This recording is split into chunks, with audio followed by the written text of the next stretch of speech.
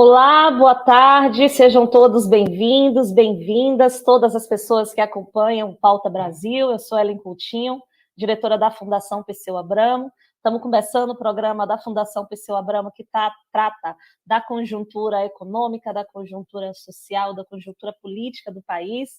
E hoje nós estamos aqui para dialogar sobre o ICMS dos combustíveis. E estamos aqui com Afonso Florencio, que é deputado federal, líder da oposição no Congresso Nacional, foi o líder do PT durante o período em que nós estávamos todos e todas lutando contra o golpe de 2016, ministro do MDA no governo Dilma, secretário da Secretaria de Desenvolvimento Urbano no governo Wagner, aqui na Bahia. Estamos também com Emílio Chernovski, se eu estiver falando errado, me corrija, por favor, Emílio, que é doutor em Economia pela USP e assessor da liderança do PT na Câmara. E também com José Sérgio Gabrielli, que é professor aposentado de Economia da UFBA, pesquisador do INEP. Bem-vindo, Gabrielli, bem-vindo, Emílio, bem-vindo, Afonso. E para a gente começar a tratar desse tema, eu já vou chamar Gabrielli para poder fazer uma fala de abertura, sua reflexão de abertura sobre o ICMS dos combustíveis. Boa tarde, Ellen. Boa tarde a todos e todas. Esse tema é um tema muito quente, muito importante, porque o combustível ele é um elemento fundamental para a mobilidade de pessoas e cargas e ele é um elemento estratégico absolutamente fundante das características do desenvolvimento desse momento. Esse momento que nós estamos vivendo, com o aumento dos preços dos combustíveis e o seu impacto sobre o orçamento das famílias, ele é um fenômeno que tem uma dimensão global, primeiro. É importante chamar a atenção que não é um fenômeno só brasileiro, é um fenômeno que atinge hoje vários países do mundo, em particular os países da Europa. E os países da Europa sofrem dois problemas principais. O primeiro problema é um problema de suprimento de petróleo por causa da guerra da Ucrânia e as sanções que o Ocidente está impondo sobre a Rússia.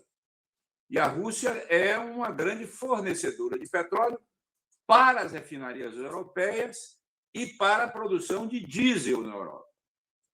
Então, isso está provocando uma perturbação no mercado de diesel mundial, e essa perturbação do mercado de diesel mundial é menos sobre volumes, há uma queda de volumes transacionados, mas mais do que a perda do volume total, é uma mudança de rotas, uma mudança de logística, porque a Europa bloqueia o petróleo russo, os russos buscam outras alternativas para vender seu petróleo, tanto vendendo de forma clandestina parte da sua produção, quanto vendendo de forma aberta para países mais aliados dele, como o caso da China. E você tem, com isso, uma perturbação do mercado de fornecimento de petróleo para a Europa.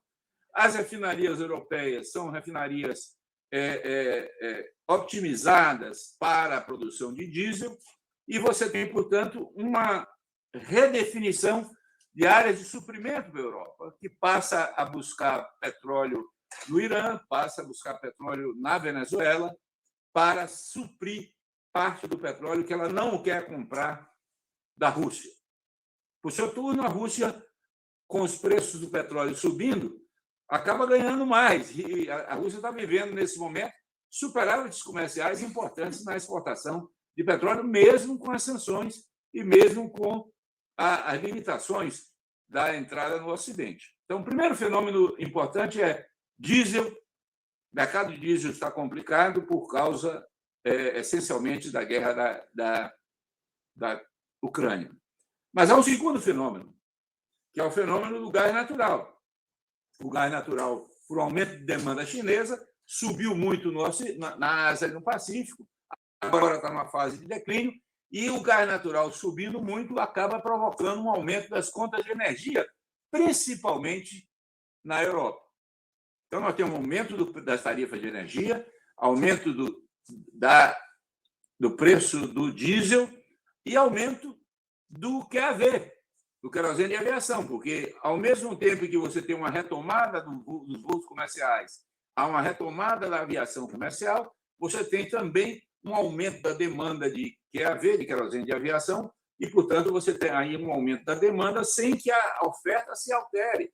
E, consequentemente, você tem pressões de aumento de preços também no QAV. O GLP, o gás de cozinha, tem uma característica um pouco distinta dessa, porque o consumo do gás de cozinha não é comum, não é igual a todos os países. Há diferentes setores consumidores de GLP no mundo. No Brasil, o GLP é fortemente consumido como gás de cozinha doméstico, mas o GLP ele também é usado na área da petroquímica. E, portanto, não necessariamente o mercado é igual com relação ao mundo. Então, do ponto de vista mundial, há pressões claras que nada indica que diminuirão as pressões para subir os preços nos próximos 6 meses.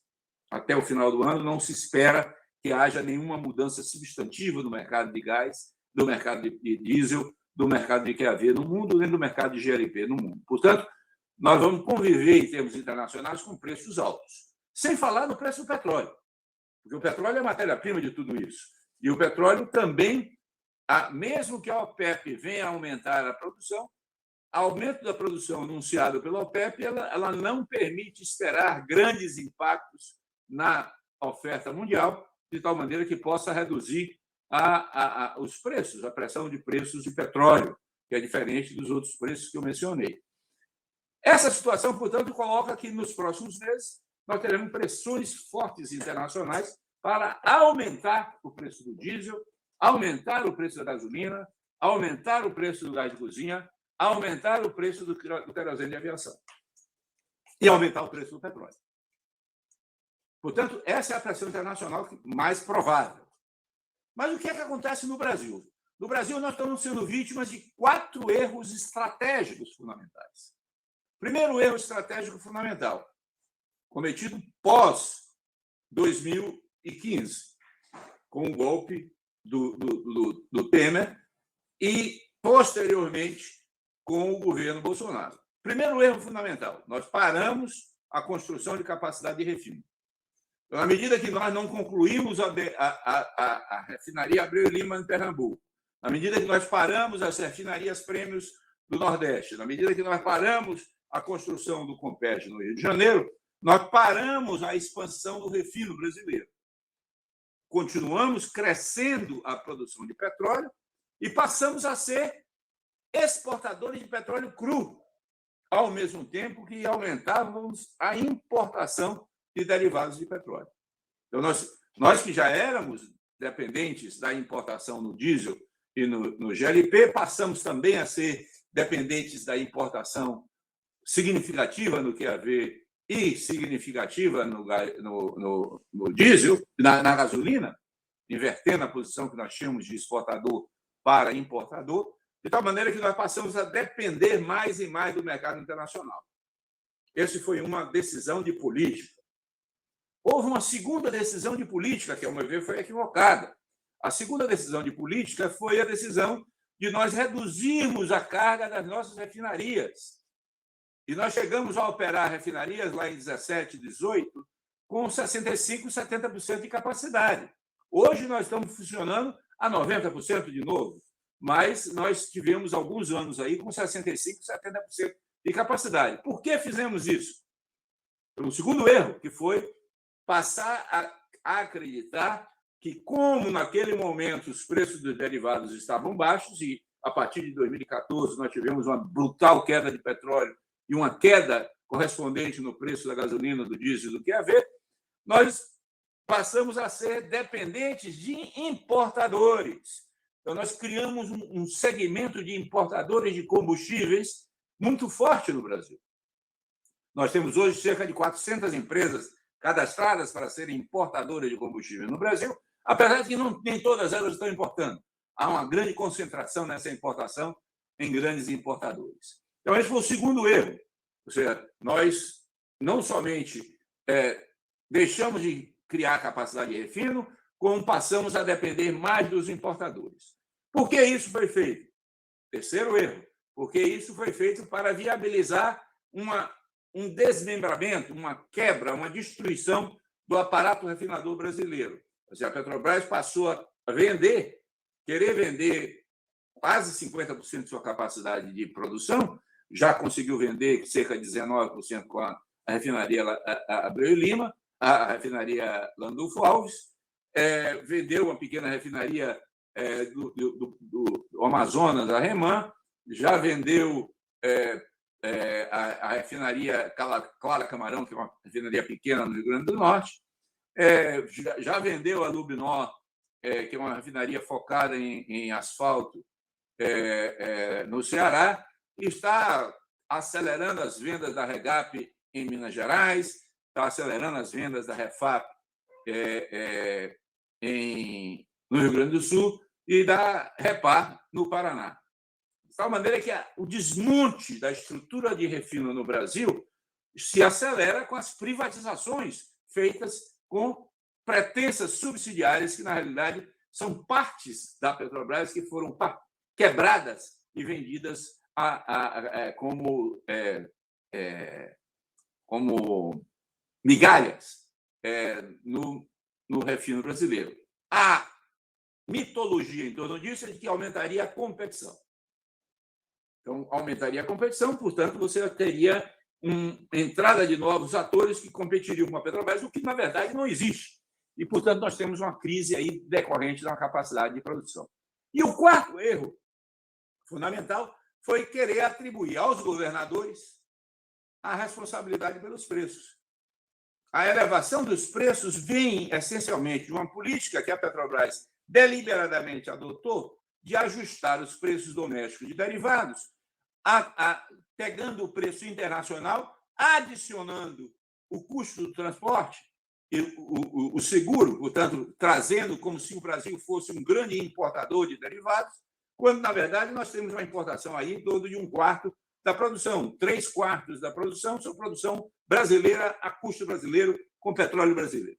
Então, esse conjunto de temas criou uma situação em que o governo tenta jogar nas costas dos governadores, com a redução do ICMS, uma questão que dificilmente se sustenta, porque a queda do ICMS dos atuais 25%, 26%, 27% de alguns estados para 17% vai, no máximo, dar 10 pontos percentuais de queda do preço do diesel e da gasolina.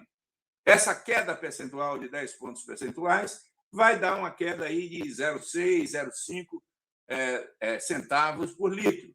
Mas qualquer aumento que vier da pressão internacional vai rapidamente comer essa redução de preço para a bomba e, consequentemente, vai tornar inócua a decisão de penalizar os estados, prejudicando no futuro. Esse ano não vai ter grande impacto, porque os estados estão com um caixa muito alto, mas, a partir de outras conjunturas, os estados, muitos deles dependem fortemente da arrecadação do ICMS sobre combustíveis, vão ter perdas orçamentárias importantes. Portanto, eu acho que nós, ao discutirmos somente os preços dos combustíveis, nós perdemos um pouco a dimensão dos elementos estruturais que estão por trás dessa questão, que dependem de 6 anos de política de destruição do setor de petróleo e gás no Brasil. Como meu tempo já estourou, eu fico aberto para as discussões futuras. Muito obrigado. Muito obrigada, professor. Em breve nós voltamos a te escutar. Já vou passar a palavra para o Emílio Chernavski para fazer suas considerações sobre esse tema e agradecer também aos parceiros que estão retransmitindo. Então, o programa está sendo transmitido pelo YouTube da Fundação Perseu Abramo e também pelos canais parceiros da Revista Fórum, do DCM, da TV 247. Emílio. Obrigado, Ellen. Queria agradecer à Fundação Perseu Abramo pelo convite, cumprimentar o professor Gabriel, o deputado Afonso, e é um prazer para mim estar aqui falando sobre esse assunto. Bom, a gente está falando ICMS combustíveis. Por que a gente começou a falar isso há algum tempo, que chegou a assumir uma centralidade na discussão econômica já faz um tempo? O que acontece? Se a gente pega desde meados de atrás, não antes até esse momento, mas 2 anos atrás iniciou, pelos fatores que o professor Gabriele começou a explicar, um aumento muito forte no preço dos combustíveis, né. Então a gente tem, só para ter uma noção dos números, nesses 2 anos a gasolina aumentou cerca de 90% aos postos, isso varia de lugar para lugar, né, mas para ter uma noção, é em torno de 90%, e o diesel aumentou 130%, mais ou menos, ou seja, os combustíveis em 2 anos mais duplicaram de preço, tá? Quando a gente teve uma inflação que, nesse período geral, ela não chegou a 20% em 2 anos, tá? A gente tem esse choque grande no preço dos combustíveis e no momento que a inflação, que durante 2 décadas ou até mais, ela tinha parado de ser uma preocupação central dos brasileiros, ela chega no nível da maior preocupação, justamente, entre as maiores preocupações, inflação, desemprego, a gente sabe, porque a gente vai estar caminhando em 2022 para o segundo ano com inflação próxima, ou mesmo acima dos 10%, o que não acontecia há décadas, tá? Então, a gente está nessa situação, os preços aumentando, isso é das coisas que mais afligem as pessoas. E o que está aumentando dentro desses preços tem várias coisas, e uma delas é justamente os combustíveis. Os combustíveis, eles impactam imediatamente na inflação 10% em torno de 10% da inflação é o aumento do preço dos combustíveis. Aumentou o combustível, vai 10% para a inflação. Além desses 10%, tem uma série de impactos indiretos sobre os preços que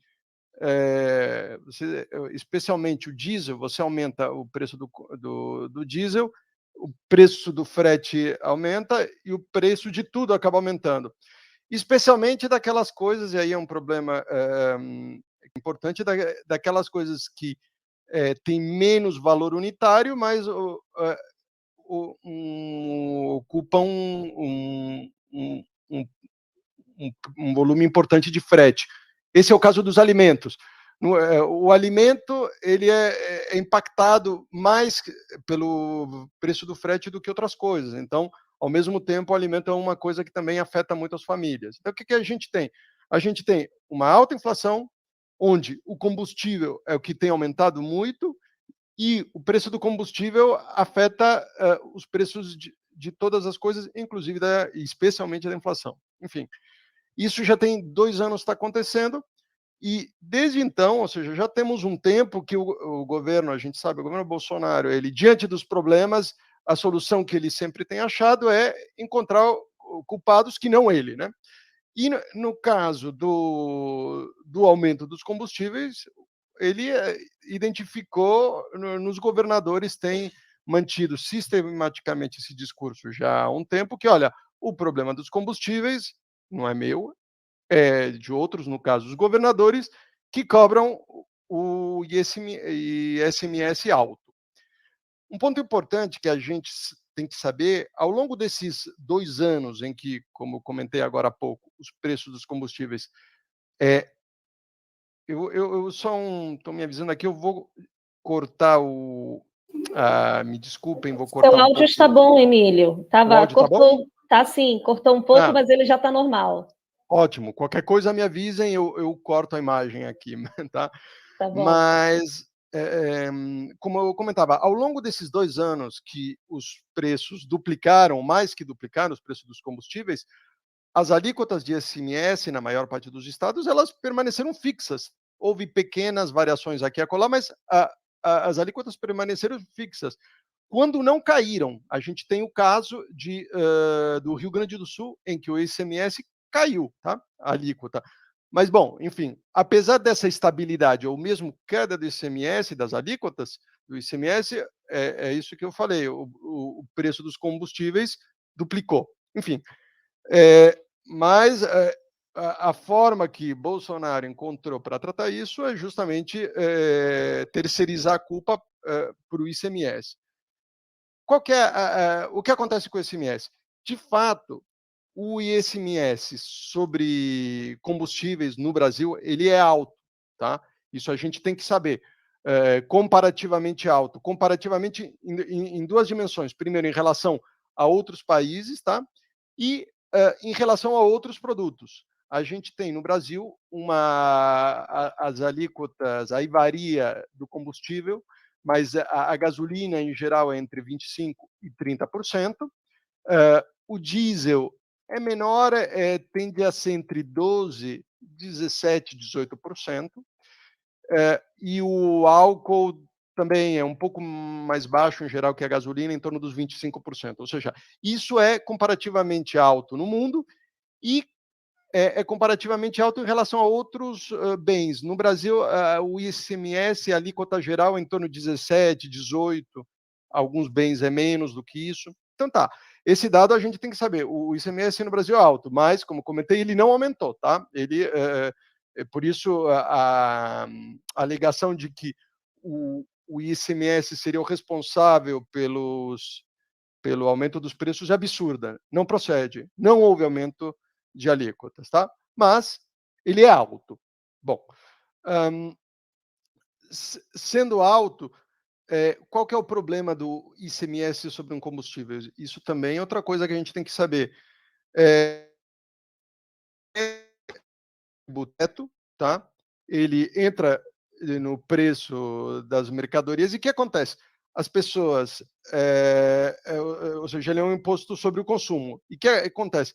Quem consome uma parte maior da sua renda acaba pagando mais da sua renda em tributo. Por isso, a gente fala que os tributos indiretos, em geral, o ICMS em particular, ele é um tributo regressivo, porque ele faz com que as pessoas que têm renda mais baixa acabem pagando proporcionalmente mais desse tributo do que aqueles que têm renda mais alta. Então, ele tem essa característica, o ICMS. No caso do ICMS sobre os combustíveis, que é um item que todo mundo consome de forma direta, né, abastecendo o veículo, por exemplo, ou indireta, porque isso que eu comentei, o ICMS sobre o combustível é um item que é base do custo de todos os produtos via frete. Então, o que acontece? É, o ICMS acaba sendo um tributo que ele é distributivamente ruim. Em que sentido? Os pobres acabam pagando mais do que os ricos sobre ele. Então, o que acontece? O alto ICMS que a gente tem no Brasil não é uma situação ideal que a gente tem, porque é isso, ele acaba sendo distributivamente ruim. Mas ele tem outras vantagens, né? É um tributo que é fácil de arrecadar, você cobra sobre poucos contribuintes e, e ele tem uma base de arrecadação ampla, como eu comentei, todo mundo acaba pagando ele de forma direta ou indireta. E uma terceira vantagem que ele tem uma elasticidade baixa, ou seja, que acontece? Você não consome mais ou menos, dentro de certos limites, mais combustível porque aumentou, diminuiu o preço. As pessoas eventualmente podem, ou seja, você acaba saindo menos, existe isso, mas em geral não. Então ele acaba sendo muito útil como um instrumento de arrecadação. Mas então a gente tem essa situação.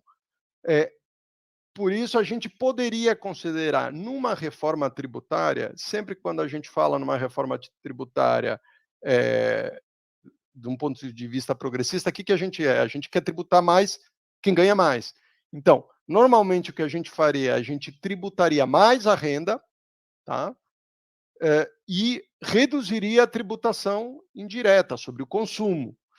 E exemplo disso seria justamente os combustíveis. É claro que uma reforma desse tipo você não faz de uma hora para outra, e especialmente, ao contrário do que o governo está falando, você não vai lá simplesmente e reduz a tributação sobre os combustíveis. Você tem que fazer uma reforma tributária ampla, que é o que é uma pauta progressista, essa justamente você aumentar a tributação sobre a renda e reduzir sobre o consumo. Isso não é o que o governo propõe. O governo ele simplesmente quer, de uma paulada, baixar a tributação sobre os combustíveis, que isso tem graves problemas sobre as finanças dos estados e municípios. É outro ponto que eu agora não vou falar, vou interromper minha fala, porque chegou meu tempo. Eventualmente, voltamos depois. Obrigado. Obrigado, Emílio. Afonso, você está podendo falar agora?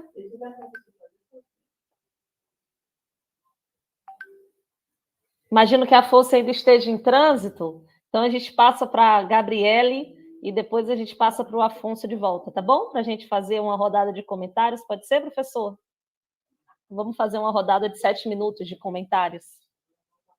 Eu acho que o Emílio levantou alguns pontos importantes. Quer dizer, essa questão da regressividade do ICMS pressupõe uma reforma tributária mais ampla do que simplesmente o ICMS. E também, no específico, na política setorial, nós temos que levar em conta que também há uma outra característica do setor no Brasil, mas não só no Brasil, que é a sua alta rentabilidade. Quer dizer, o setor de petróleo e gás, principalmente o petróleo nesse momento, as empresas estão tendo lucros extremamente altos, particularmente a Petrobras. A Petrobras hoje tem um lucro que do ponto de vista da relação lucro-patrimônio líquido, 3 vezes maior do que a BP, 2 vezes maior do que as maiores petrolíferas do mundo.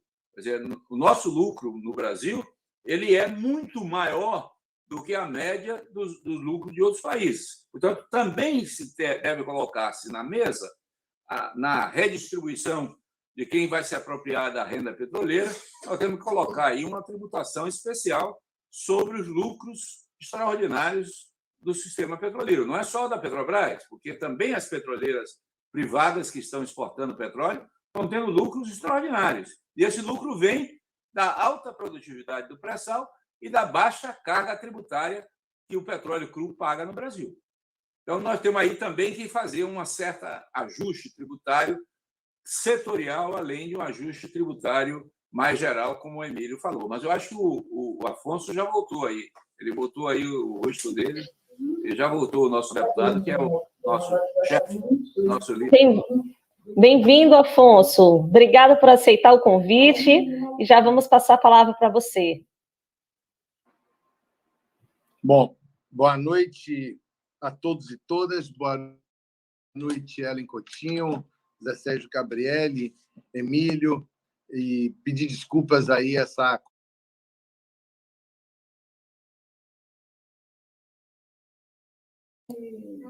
Afonso, nos escuta? Parece que a conexão do Afonso não está boa. Vamos ver se ele volta em um minutinho. Caiu. Daqui a pouco o deputado Afonso volta para conversar com a gente aqui sobre o ICMS dos combustíveis.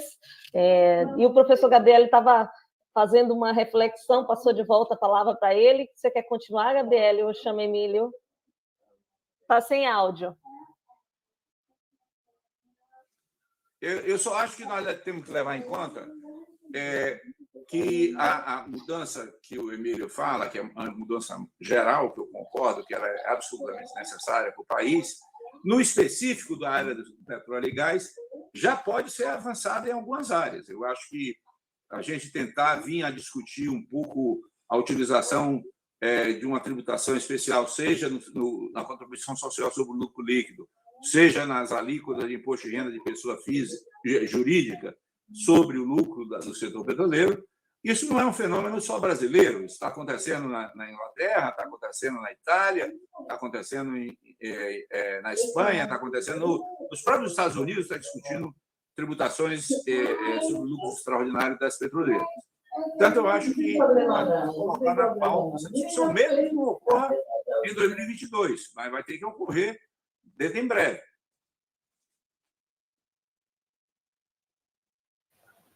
Emílio, vou passar a palavra de volta para você.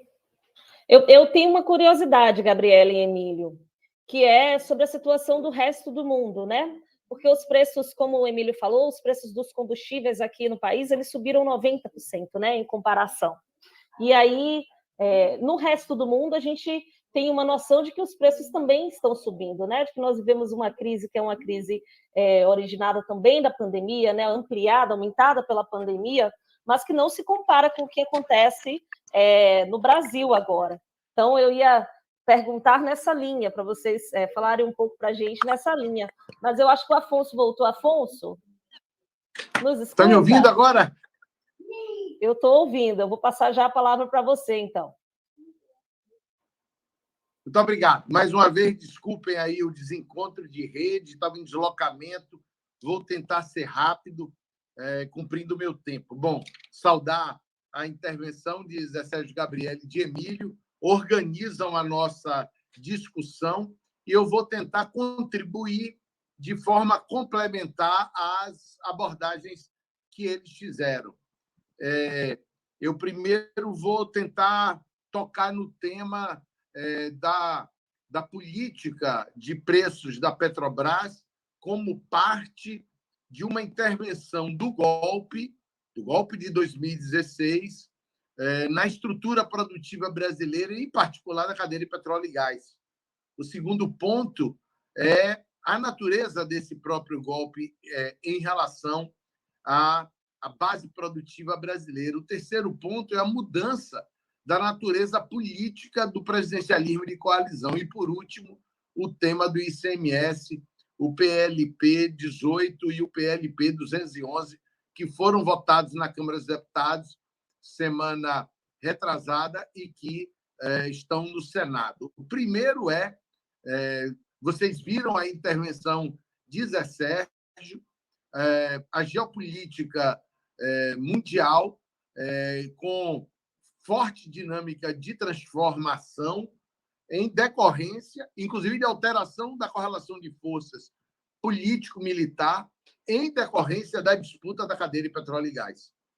Quando, em 2016, nós dizíamos que o golpe de Estado contra a presidenta Dilma, contra a democracia brasileira, tinha como fundamento uma disputa dos interesses geopolíticos, dos interesses globais de corporações de petróleo, de países que controlam esse mercado e que o disputam através, inclusive, da guerra híbrida e da guerra de ocupação, da ocupação militar e da inteligência desses países, dessas corporações, através dos golpistas brasileiros.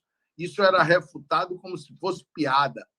E os fatos comprovam que o governo Temer e o governo Bolsonaro operam para alterar a natureza da política de petróleo e gás do Brasil, interferindo diretamente na soberania nacional.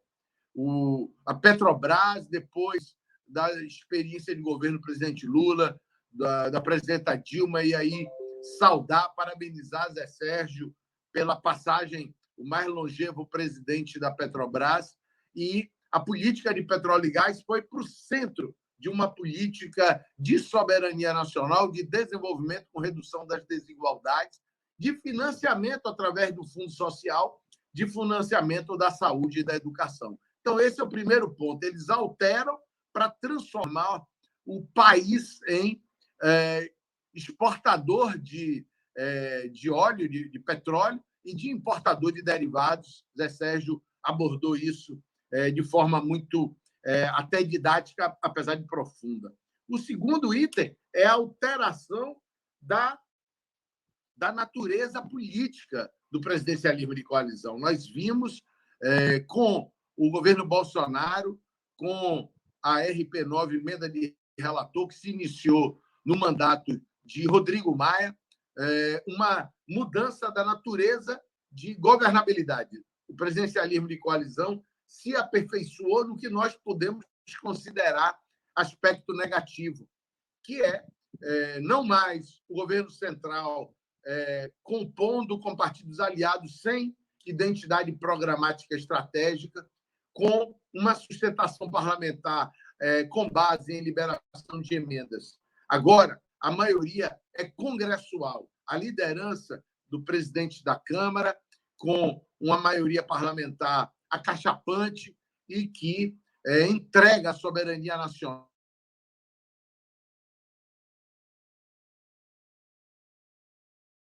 de privatização da Eletrobras e anuncia a privatização da Petrobras, e essa maioria parlamentar dá segurança política para esse projeto de desmonte da estrutura produtiva brasileira. Então, o terceiro ponto é o tema do ICMS. O governo não trabalha no sentido de uma reforma, mesmo que de baixa escala, tributária. Pelo contrário, o que ele faz é operar mudanças pontuais na tributação existente, de forma a, primeiro, desonerar o setor privado. Eles, no PLP 18 e no 211, no texto do relator, deputado Elmar Nascimento, eles retiram ICMS do setor elétrico, que está em processo de privatização agora. Então, é simples. Enquanto era estatal, pagava um tributo. Agora que está em processo de privatização, vai suspender esse tributo. O governo central está também com várias iniciativas de desoneração do PIS/COFINS, que financiam, inclusive na cadeia de petróleo e gás, que financiam a saúde, a assistência social e a previdência social. Então, eles desfinanciam o Estado brasileiro e financiam o setor privado. Esse é o grande ato de corrupção. O Estado brasileiro a serviço de interesses privados nefastos à soberania nacional. E no caso do ICMS, de combustíveis, como já foi dito, eles, de certa forma, atacam os estados de uma forma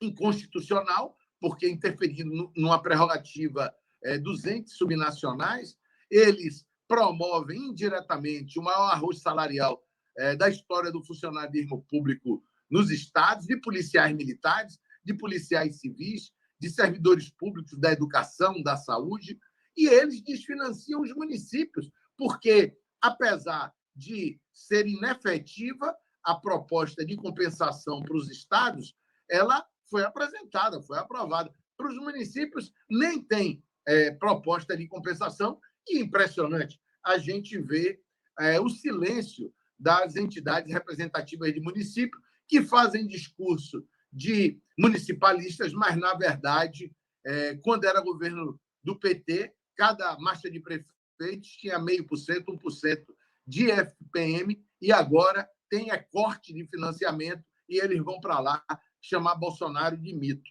Então, por trás da redução de alíquotas do ICMS por iniciativa da base do governo Bolsonaro, está um jogo central de redução da capacidade do Estado brasileiro patrocinar o desenvolvimento, a redução das desigualdades. Considero que esse debate é muito importante. Parabenizar a FPA, agradecer o convite, saudar todas as entidades, redes que estão reproduzindo o debate. Obrigado, Ellen. Obrigada, Afonso. E agora eu vou passar de volta para o Emílio. Obrigado, Ellen. Só vou pegar o ponto que você falou. Como você comentou, sim, os combustíveis estão aumentando no mundo inteiro, não é só no Brasil. A gente tem dois problemas que fazem que nossa situação seja pior ainda. No caso, os combustíveis sobem porque o petróleo aumenta, só que também pelo que o câmbio desvaloriza, as duas coisas, né? Porque petróleo é cotado em dólares, a gente aqui, os combustíveis são em reais, então são as duas coisas, são o preço do petróleo e a taxa de câmbio. Nós tivemos momentos de grande desvalorização do câmbio, depois ele voltou a subir. O que acontece? O real há alguns anos já, uma das moedas, se não a mais, em muitos momentos, que mais flutua, né? Onde as variações da taxa de câmbio são as maiores. O que acontece? Quando você tem esse tipo de variação, isso, para passar para os preços, acaba se potencializando o aumento, porque acontece muitas vezes, ou seja, e as pessoas têm essa experiência prática também. O repasse do aumento dos preços ele é muito mais rápido do que quando tem redução. Então, quando você tem uma desvalorização do real, as distribuidoras, os postos aproveitam para aumentar os preços. Se depois o real volta a se valorizar, o caminho contrário vai muito mais devagar ou não acontece. Então, essa volatilidade tão alta da nossa taxa de câmbio é especialmente ruim, faz com que a gente tenha choques ainda maiores. E outro problema que a gente tem é a nossa dificuldade seja fiscal ou mesmo de capacidade do Estado de fazer políticas públicas. Por exemplo, você poderia, a Alemanha recentemente ela fez, olha, ela vai dar um subsídio muito grande ao transporte coletivo para que as pessoas não sejam impactadas, não só pelo aumento do preço dos combustíveis, mas da inflação em geral. Isso você consegue, você tem o transporte coletivo na maior parte do país é público, e você consegue tomar esse tipo de medida de forma ágil, e ela vai ter um impacto relevante que aqui a gente não faz. Então, você tem uma variação dos preços fora, que aqui ela fica ainda maior e que a gente ainda por cima não faz nada para evitar. Não só que a gente transfere imediatamente, ou quase imediatamente, não é imediatamente, mas transfere muito rapidamente essas variações aos preços internos, como não tem políticas para mitigar o impacto disso. O professor Gabriele falou agora há pouco que, ou seja, a gente poderia realmente pensar numa política tributária, uma reforma tributária que, mesmo dentro do setor, né, ela não precisaria. Claro, o ideal seria uma grande reforma tributária que aumentasse a tributação da renda e diminuísse a tributação sobre o consumo. Mas, mesmo restrito ao setor de combustíveis, a gente poderia, quando a gente aumenta a tributação sobre os lucros ou a contribuição sobre o lucro líquido, né, é exatamente o que a gente está fazendo. A gente está aumentando a tributação sobre a renda e isso poderia compensar uma eventual queda do ICMS, que é a tributação indireta. A gente poderia pensar também em taxar as exportações do óleo bruto também, porque o que tem acontecido nos últimos anos é justamente isso, sem nenhuma mérito, digamos, dos produtores locais de petróleo. O petróleo disparou o preço e eles estão ganhando lucros extraordinários que vão direto para os seus controladores, ou seja, seria um momento, ou seja, eles, sem ter nenhum mérito por isso, estão se apropriando disso, que poderia ser distribuído para a sociedade e ajudar a mitigar justamente o aumento dos custos, e inclusive podia de alguma forma custear a redução do ICMS. Agora, como foi colocado aqui, uma eventual redução do ICMS, ela pode ocorrer alguma vez, ela é limitada, porque é isso, o ICMS é uma parcela apenas do custo, depois vai ficar quieto, e os próximos aumentos, ou pelo câmbio ou pelo petróleo, vão impactar diretamente. Então, não tem nenhuma solução estrutural ao você mudar o ICMS.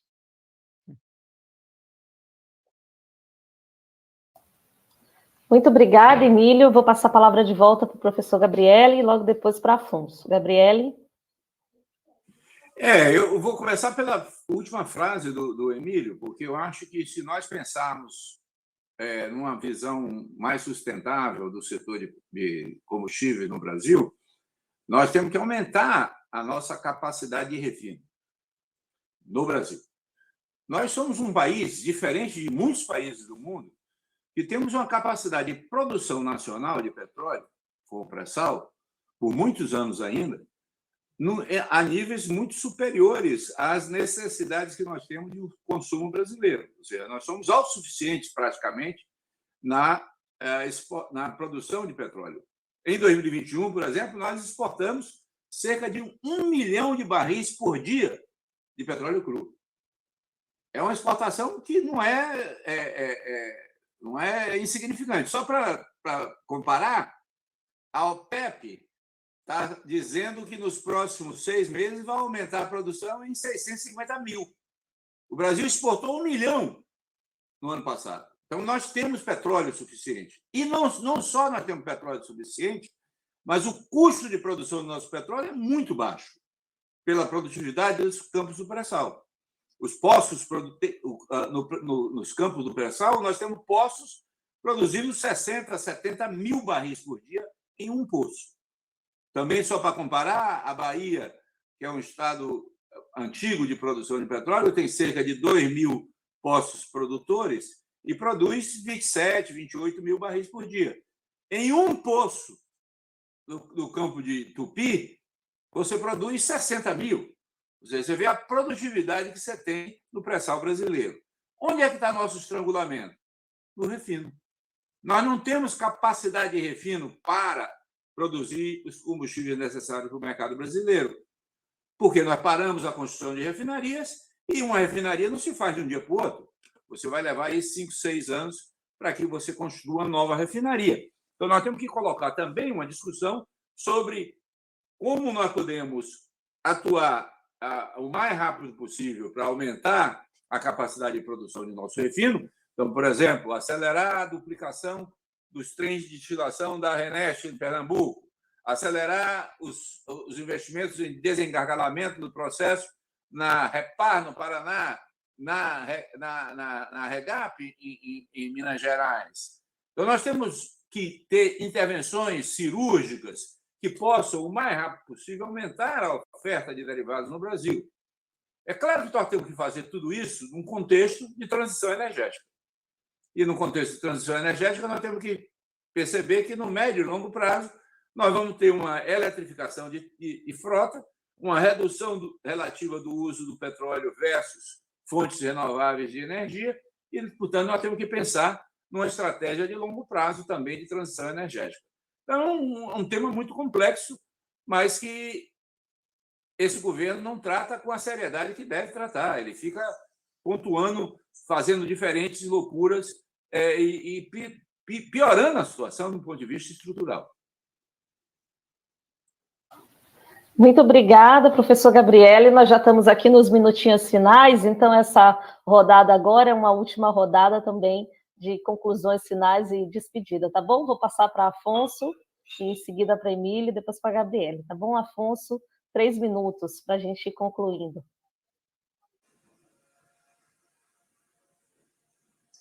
Tá sem áudio. Ainda sem áudio. Obrigado. Primeiro, registrar aqui para haver uma alteração da política de preços de combustíveis, do setor energético, precisamos derrotar Bolsonaro. O governo Bolsonaro é o produto mais perfeito do golpe de 2016. É golpe puro, é desmonte puro, é ataque a direitos.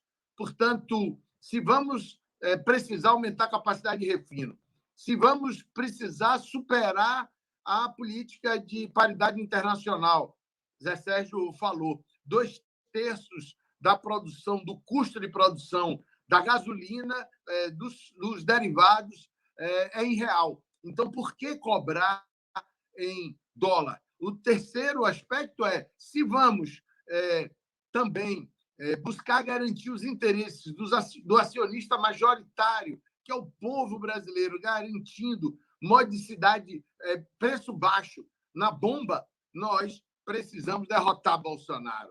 Aí fica provado que o governo Bolsonaro não topa, não permitirá uma alteração da política de preços.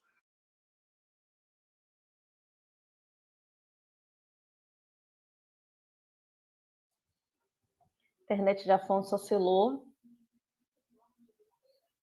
Quando 211 tinha emenda da... Está me ouvindo, Ellen? Tá me ouvindo, Ellen? Voltou. Ele tinha oscilado, já voltou. Para concluir, tinha emenda da oposição para determinar que tinha que baixar na bomba o preço, da medida que baixasse o preço, na proporção que baixasse o preço do tributo. Tinha emenda para cobrar lucro e dividendo dos acionistas privados. Tinha emenda para determinar que a parte dolarizada ficaria só dos importados. Eles não aceitaram nenhuma das emendas. Então, precisamos mudar o preço, a política de preços, mas, para isso, temos que derrotar Bolsonaro. Obrigado pelo convite, parabéns à intervenção do Zé Sérgio e de Emílio. Muito obrigada, Afonso. Agora, Emílio. Bom, o último ponto eu vou colocar, assim, o setor de combustíveis em geral, como o professor Gabriel falou, é muito complexo. Os combustíveis são um elemento central do custo de produção no país, de toda a economia. É um elemento central no custo de vida das famílias, tá? Ele afetando especialmente os mais pobres ainda por cima. Então, você tem que ter, para esse setor, ele tem que ser objeto de uma política pública. A gente está com um governo que não entende o que é, não sabe para que serve, e não quer ter políticas públicas em geral. Ele tem as políticas públicas que ele tem são políticas de saque em setores, inclusive no setor de petróleo, como a gente vê algumas vendas que têm acontecido, né? Então, você precisa da política pública.